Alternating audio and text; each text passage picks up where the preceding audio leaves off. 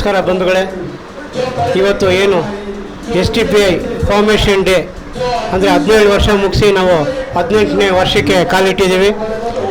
ಈ formation day ನಮಗೆ ನೆನಪು ಕೊಡೋದು ಏನಂದರೆ ಭಾಳ ಜನಗಳ ತ್ಯಾಗ.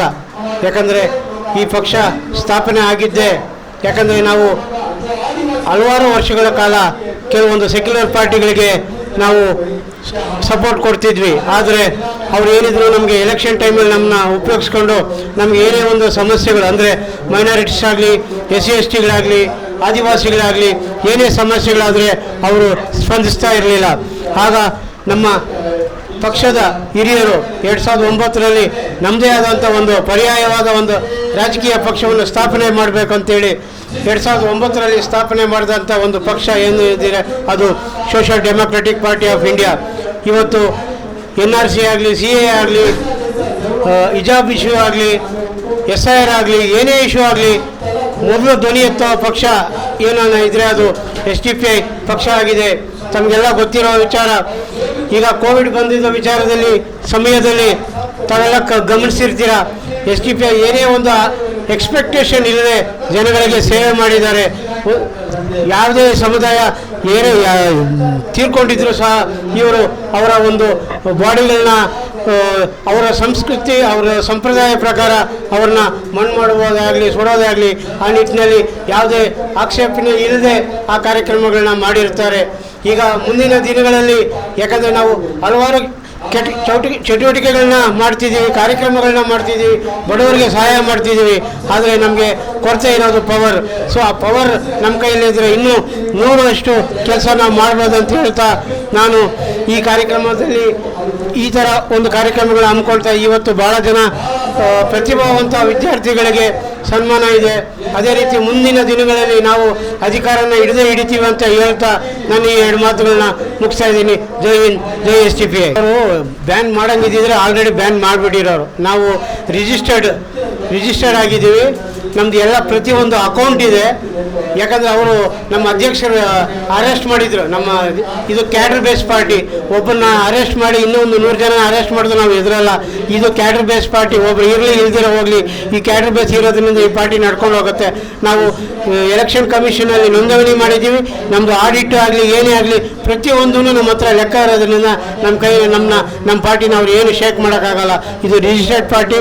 ಯಾಕಂದರೆ ನಮಗೆಲ್ಲರೂ ಗೊತ್ತಿರೋದು ಈಗ RSS ರಿಜಿಸ್ಟ್ರೇಷನ್ನೇ ಇಲ್ಲ, ಅವ್ರು ಟ್ಯಾಕ್ಸು ಕಟ್ಟಲ್ಲ. ಬಟ್ ಅವ್ರನ್ನ ಪ್ರಶ್ನೆ ಮಾಡಿದ್ರೆ ದೊಡ್ಡ ಇಶ್ಯೂ ಮಾಡ್ತಾರೆ. ಬಟ್ ನಾವು ರಿಜಿಸ್ಟರ್ ಆಗಿದ್ದೀವಿ, ನಾವು ಅಕೌಂಟಬಿಲಿಟಿ ಇದ್ದೀವಿ. ಏನೇ ಖರ್ಚು, ಏನೇ ಆದಾಯ ಇದ್ದರೂ ನಾವು ಅಕೌಂಟ್ ಕೊಡ್ತಾ ಇದ್ದೀವಿ. ಆದ್ದರಿಂದ ನಮ್ಮನ್ನ ಅವರು ಎಲಿಮಿನೇಟ್ ಮಾಡೋಕ್ಕೆ ಸಾಧ್ಯನೇ ಇಲ್ಲ ಅಂತ ನಾನು ಹೇಳ್ತಾ ಇದ್ದಾರೆ. ಉದಾಹರಣೆ, ಈಗ ತೃಣಮೂಲ್ ಕಾಂಗ್ರೆಸ್ ಪ್ರೆಸಿಡೆಂಟ್ ಮಮತಾ ಬ್ಯಾನರ್ಜಿ ಬ್ರಾಹ್ಮಣರವರು, ಅದು ಬ್ರಾಹ್ಮಣರ ಪಕ್ಷ ಅಂತ ಹೇಳ್ತಾರ? ಇಲ್ಲ. ಆಮ್ ಆದ್ಮಿ ಪಾರ್ಟಿ ಅರವಿಂದ್ ಕೇಜ್ರಿವಾಲ್ ಅವರು ಅದು ಬ್ರಾಹ್ಮಣರಲ್ಲ. ಇದನ್ನು ಮಾತ್ರ ಸುಮ್ಗೆ ಬಿಂಬಿಸ್ತಾ ಇದ್ದಾರೆ. ಸುಮ್ಗೆ ಏನಂದರೆ ಮುಸಲ್ಮಾನರು ಈ ಪಾರ್ಟಿಯಲ್ಲಿ ಎಲ್ಲರೂ ಇದ್ದಾರೆ. ಅದಕ್ಕೆ ಇದು social democratic party of India ಅಂದರೆ ಸಾಮಾಜಿಕ, ಇದು ಸಂವಿಧಾನ ನೀವು ನೋಡ್ಬಿಟ್ರೆ ಎಲ್ಲರಿಗೂ ಆಶಯ ಇದೆ. ಇದು ಸಂವಿಧಾನ ಅಡಿಯಲ್ಲಿ ಕೆಲಸ ಮಾಡುವಂಥ ಒಂದು ಪಕ್ಷ.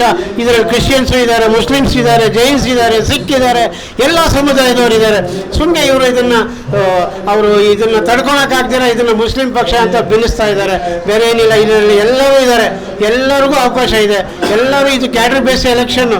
ಎಲ್ಲ ಒಬ್ಬರು ಆಯ್ಕೆ ಆಗೋದು ಕ್ಯಾಂಡಿಡೇಟ್ಸ್ ಕ್ಯಾಡರ್ ಬೇಸಲ್ಲಿ. ಯಾರು ಬೇರೆ ಪಕ್ಷದಿದ್ದಾರೆ ದುಡ್ಡು ಕೊಟ್ಟಿದ ತಕ್ಷಣ ಸೀಟ್ ಕೊಡೋದು, ಅಧಿಕಾರ ಕೊಡುವಂಥ ಪಕ್ಷ ಅಲ್ಲ ಇದು. ಕ್ಯಾಡರ್ ಬೇಸ್ಡ್ ಪಕ್ಷ. ಯಾರೇ ಒಂದು ಆಯ್ಕೆ ಆದ್ರೂ ಅದು ಕ್ಯಾಡರ್ಸ್ ಡಿಸೈಡ್ ಮಾಡಿದ್ರೆ ಮಾತ್ರ ಅವ್ರು ಎಲೆಕ್ಟ್ ಆಗ್ತಾರೆ. ಸರ್, ಈಗ GBಯಲ್ಲಿ ನಾವು 4 ವಾರ್ಡ್ನ ಕಂಟೆಸ್ಟ್ ಮಾಡ್ತಿದ್ದೀವಿ ಸರ್. ಈ ಭಾಗದಲ್ಲಿ ಅಂದರೆ ಪೂರ್ವ ತಾಲೂಕು, KR-ಪುರಂ ಆ್ಯಂಡ್ ಪೂರ್ವ ತಾಲೂಕಲ್ಲಿ 4 ವಾರ್ಡ್ನ ಕಂಟೆಸ್ಟ್ ಮಾಡ್ತಿದ್ದೀವಿ.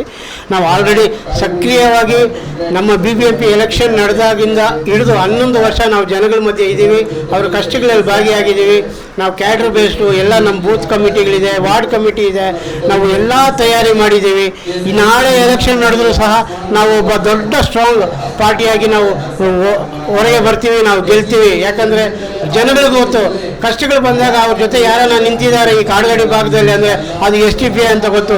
BJP ಆಗಲಿ ಕಾಂಗ್ರೆಸ್ ಆಗಲಿ ಅವ್ರು ಯಾರು ಕಷ್ಟಕ್ಕೆ ಬಂದಿಲ್ಲ. ಈಗ ಇಲ್ಲಿ ಫ್ಲಡ್ಸ್ ಬಂದಾಗ ನೀರಲ್ಲಿ ಮುಳುಗಿ ಜನಗಳನ್ನ ಎತ್ಕೊಬಂದು ಅವರಿಗೆ ಊಟದ ವ್ಯವಸ್ಥೆ ಆಗಲಿ ಎಲ್ಲ ಅವರಿಗೆ ಪ್ರೊಟೆಕ್ಷನ್ ಕೊಡೋದಾಗಲಿ ಎಲ್ಲ ಕೆಲಸ SDPI ಮಾಡಿದೆ. ಮತ್ತು ಏನೇ ಒಂದು ಇಶ್ಯೂ ಬಂದಾಗ ನಮ್ಮ ಪಾರ್ಟಿ ಮುಂದೆ ಬಂದು ಕೆಲಸ ಮಾಡ್ತಾ ಇದೆ. ಅದು ಎಲ್ಲರಿಗೂ ಗೊತ್ತಿರೋ ವಿಚಾರ. ನಾವು ಗೆದ್ದೇ ಗೆಲ್ತೀವಿ ಅಂತ ಈ ಮೂಲಕ ನಾನು ಡಿಕ್ಲೇರ್ ಮಾಡ್ತೀನಿ. ಕಾಡುಗೋಡಿ ಮತ್ತು ಬೆಳ್ತೂರು ವಾರ್ಡ್ ಈ ಭಾಗದಲ್ಲಿ, KR-ಪುರಮಲ್ಲಿ 2 ವಾರ್ಡ್, ದೇವಸಂದ್ರ ಮತ್ತು ರಾಜರಾಜೇಶ್ವರಿ ವಾರ್ಡಲ್ಲಿ ನಾವು ಕಂಟೆಸ್ಟ್ ಮಾಡಿ ನಾವು ಖಂಡಿತ ಜಯ ಗೆಲ್ಲಿಸ್ತೀವಿ ಅಂತ ಹೇಳ್ತಾ ನಾನು 2 ಮಾತು. ನಾನು ಹಸೇನ್ ಅಂತೇಳಿ, Kadugodi ward president, social democratic party of India SDPI. ಇವತ್ತು ಏನು ನಮ್ಮ 17ನೇ ವರ್ಷದ್ದು ಆ್ಯನಿವರ್ಸರಿ, ಏನು ನಮ್ಮದು ಫಾರ್ಮೇಷನ್ ಡೇ ಕಂಪ್ಲೀಟ್ ಆಗೈತೆ. ಇವಾಗ ನಾವು ಮುಂದೆ 18ನೇ ವರ್ಷಕ್ಕೆ ಹೋಗ್ತಾ ಇದ್ದೀವಿ. ಇದು 18ನೇ ವರ್ಷಕ್ಕೆ ಹೋಗ್ತಾ ಇರೋದು ಬರೀ ಇಲ್ಲಿ ನಿಂತ್ಕೊಂಡು ಮಾತಾಡ್ತಿರುವಂಥ ಬರೀ ಲೀಡರ್ಸ್ಗಳೆಲ್ಲ, ಇಲ್ಲಿ ಪ್ರತಿಯೊಬ್ಬ ಕ್ಯಾಡರಿನ ಶ್ರಮ ಇದು.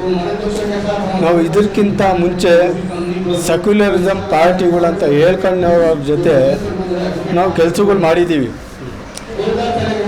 MLA ಎಲೆಕ್ಷನ್ಗಳಿಗೆ ಮಾಡಿದ್ದೀವಿ, ಕಾರ್ಪೊರೇಟರ್ ಎಲೆಕ್ಷನ್ಗಳಿಗೂ ಮಾಡಿದ್ದೀವಿ.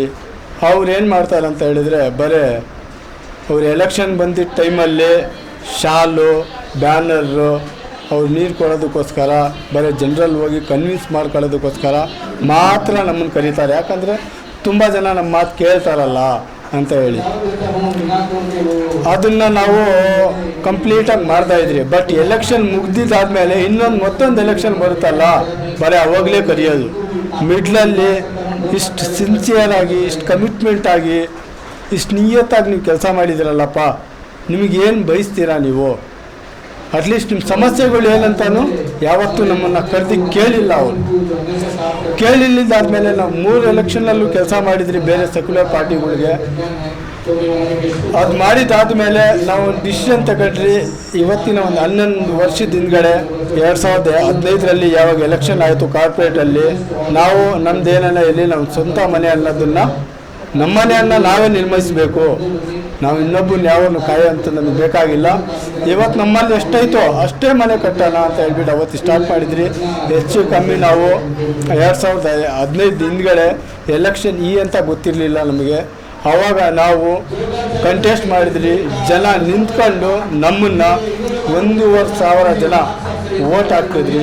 ವೋಟ್ ಹಾಕಿದಾದ್ಮೇಲೆ 1,500 ಜನ ನಮ್ಮನ್ನು ನಂಬಿ ವೋಟ್ ಹಾಕಿದ್ರಲ್ಲ, ಅದ್ರ ಶ್ರಮನೇ ಅವತ್ತಿಂದ ಹಿಡಿದು ಇವತ್ತಿನವರೆಗೂ ನಾವು ಆಫೀಸ್ ಓಪನ್ ಮಾಡ್ಕೊಂಡಿದ್ದೀವಿ.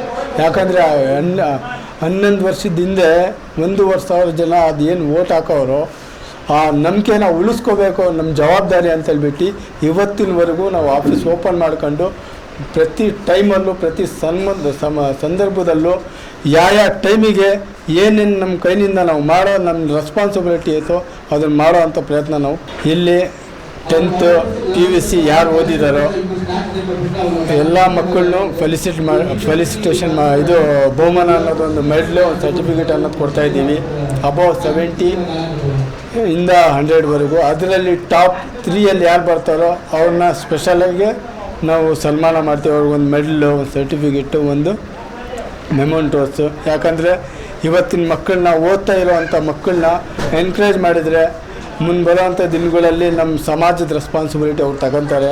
ಅದ್ರ ಜೊತೆಯಲ್ಲಿ ಡಾಕ್ಟರ್ಸ್, LLB ಸ್ಪೆಸಿಫಿಕ್ಲಿ ಇಂಥವ್ರನ್ನ ನಾವು ಕರೆದು ಸ್ಪೆಷಲ್ಲಾಗಿ ನಮ್ಮ ಕಾಡುಗೋಡಿ ವಾರ್ಡಲ್ಲಿ ಯಾರಿದ್ದಾರೋ ಅಂಥವ್ರನ್ನ ನಾವು ಸ್ಪೆಷಲ್ಲಾಗಿ ಫೆಲಿಸಿಟೇಷನ್ ಮಾಡ್ತಾಯಿದ್ದೀವಿ. ಯಾಕಂತ ಹೇಳಿದ್ರೆ ಇವರು ಒಂದು ಒಳ್ಳೆ ಜವಾಬ್ದಾರಿ ಸ್ಥಾನದಲ್ಲಿ ಹೋಗೋರು. ಡಾಕ್ಟರು ಎನಿ ಟೈಮ್ ಹೆಂಗಾದರೂ ಇರಲಿ ಅವರು ಅವ್ರ ಕರ್ತವ್ಯನ ನಿಭಾಯಿಸುವಂಥ ಪ್ರಯತ್ನ ಪಡ್ತಾರೆ. ಲಾಯರ್ಸ್ಗಳು ಅವ್ರ ಮನಸ್ಸು ಮಾಡಿದರೆ ಇಡೀ ಸಮಾಜಕ್ಕೆ ಒಂದು ಚೇಂಜಸ್ ತರ್ಬೋದು. ಅವರು ಸಮಾಜದಲ್ಲಿ ಒಂದು ಭಯದ ವಾತಾವರಣ ಅನ್ನೋದು ಇರೋದನ್ನು ಅವ್ರು ಎಲ್ಲರಲ್ಲೂ ಒಂದು ಭಯದ ವಾತಾವರಣ ತೆಗೆದು ಬಿಸಾಕ್ಬಿಡ್ಬೋದು.